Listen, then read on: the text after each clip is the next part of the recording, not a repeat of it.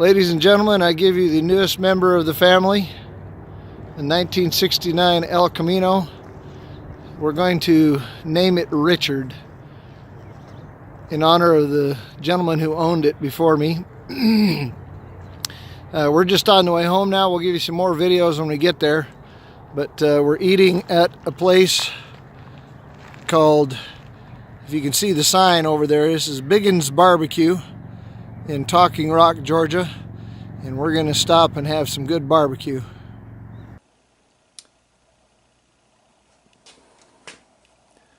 All right, everyone, as promised, I'm going to introduce you to the newest member of the family. This is a 1969 Chevelle. I think in the clip that'll probably be earlier in this video. I gave it a different name. We're going to actually go by initials of RC. That is what this El Camino is officially known as, RC, in memory of the gentleman, my friend, who owned it before me. He passed away and his family actually decided to sell it to me. Let me give you a couple of the things about it, that the things that it has on it that I'm really looking forward to working on. Of course, you see the Go Faster stripes here, black on white. That may not be the best thing for my wife to use for movies, but we're going to give it a shot. Has some rims. They are period rims. They're really not from an El Camino, but these are rims that would have been on something like a Corvette, but it was a very common thing to take them off and put them on something like an El Camino or a Chevelle. You see that it has SS badges, but you'll see over here that it also has a 350 badge. And it's my understanding, I'm not the expert on it, but it's my understanding that all SS's had 396 in them. So this would not have been an SS, although I kind of like the SS theme.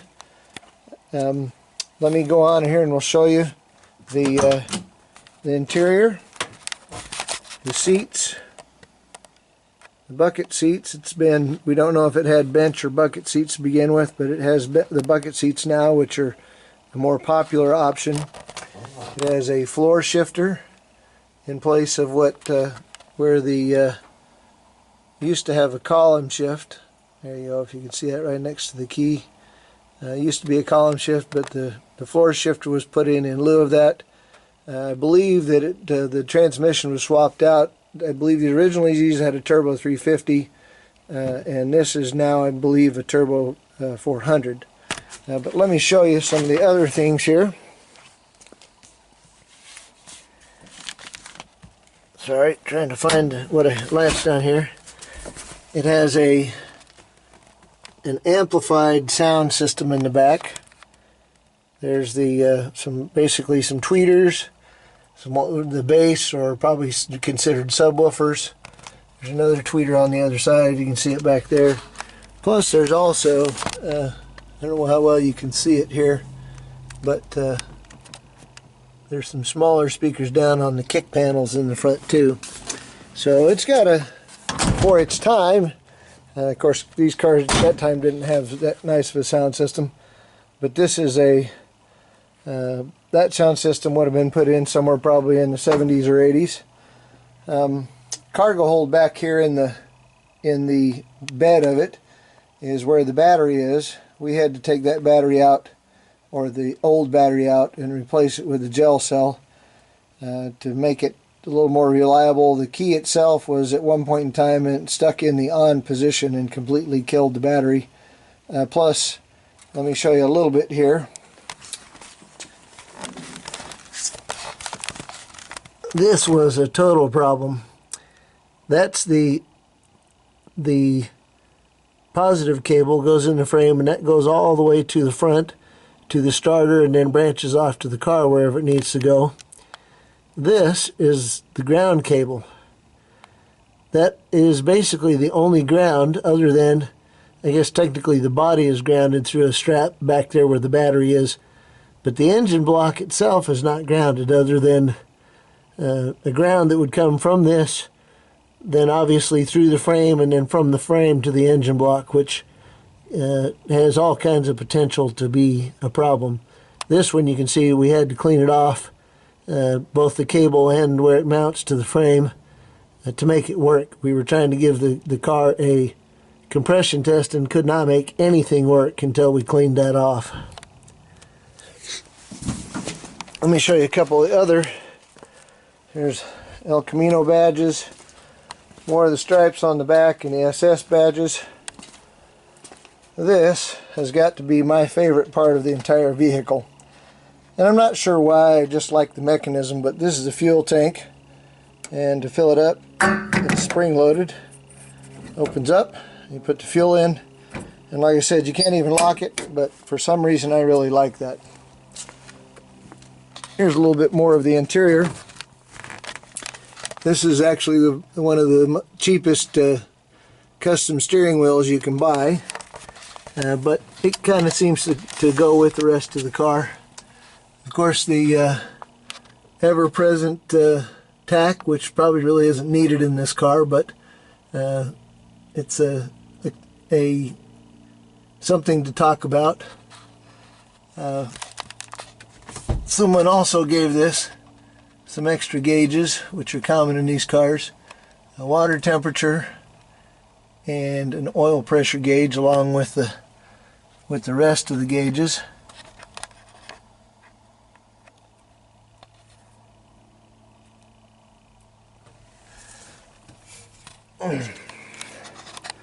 Let me show you some of the things that we're going to look at here. The next thing, put you here in the tripod.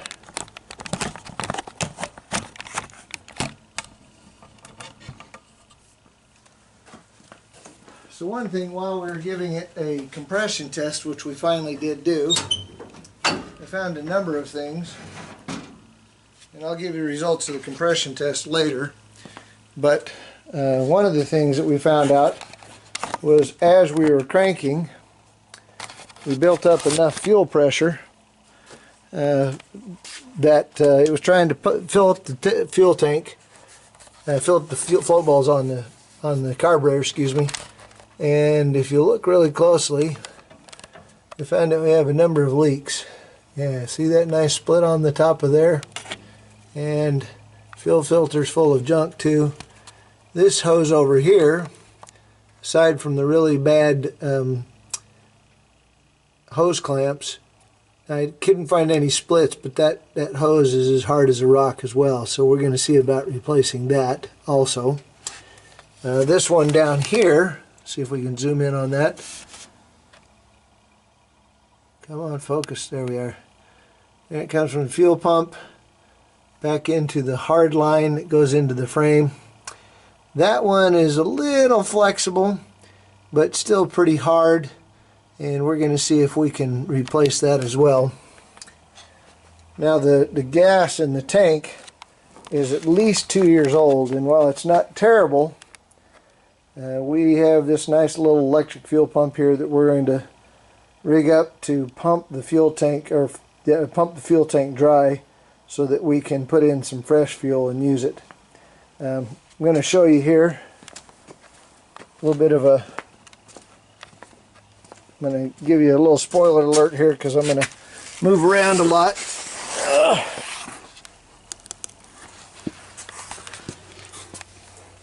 So if you see this line here, let me give you that, there we are.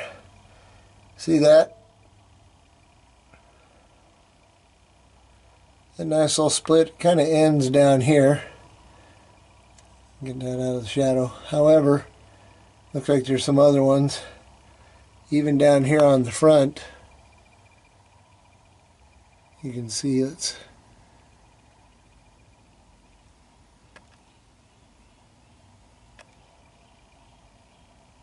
well, anyway, you can see this kind of a split up along the side there. Anyway, that soft line is no good either. It comes out of the tank right there. We're going to replace that soft line with obviously with another soft line, but we're also going to put an inline fuel filter so that when we put the fresh fuel in, if it picks up any junk along the way and tries to bring it out, hopefully we'll catch it in the fuel filter instead of getting it in the pump and the rest of the system.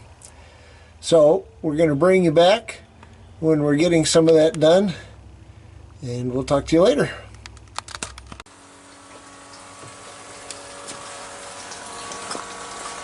There's a battery connected to fuel pump, which goes to our old gas receptacle. It seems to be pumping it out pretty well here. We've got another one of these if we happen to have more than 5 gallons in the tank.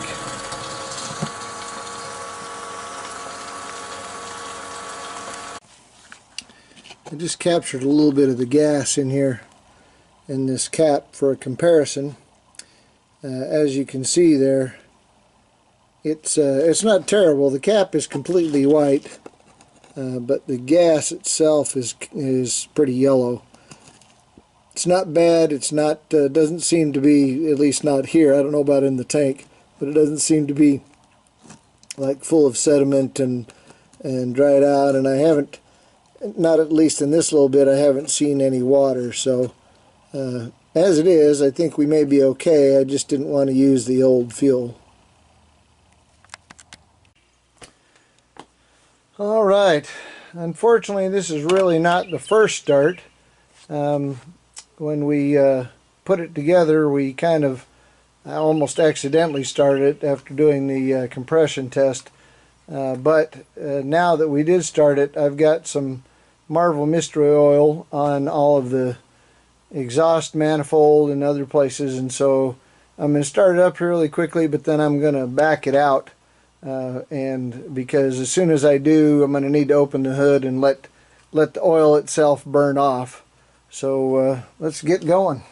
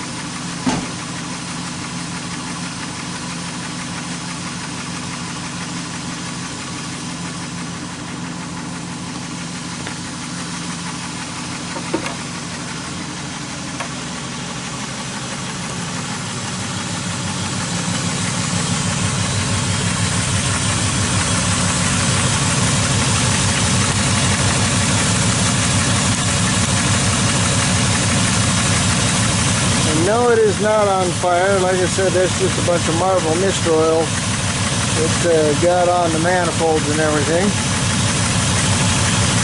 We're going to let that burn off for a few minutes, and then we'll come back and maybe take a turn around the car.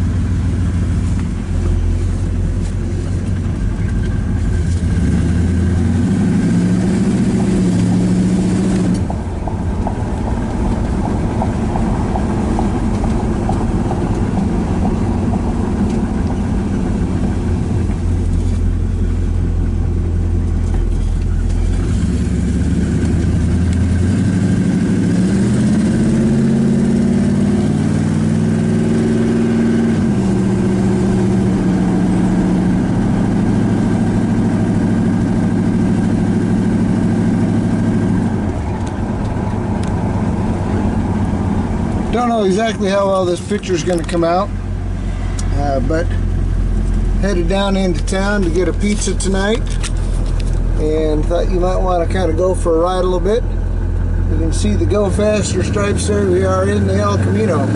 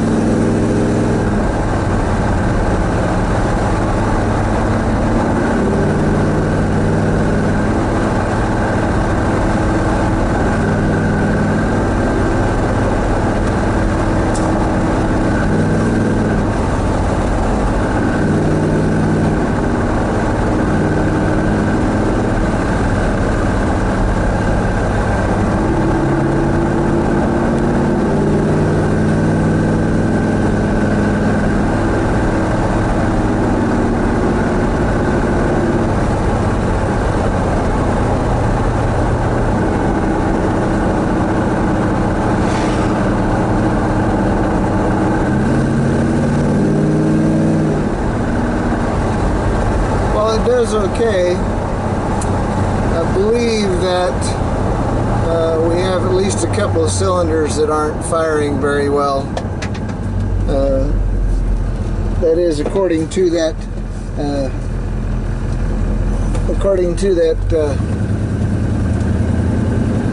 compression test that I showed you.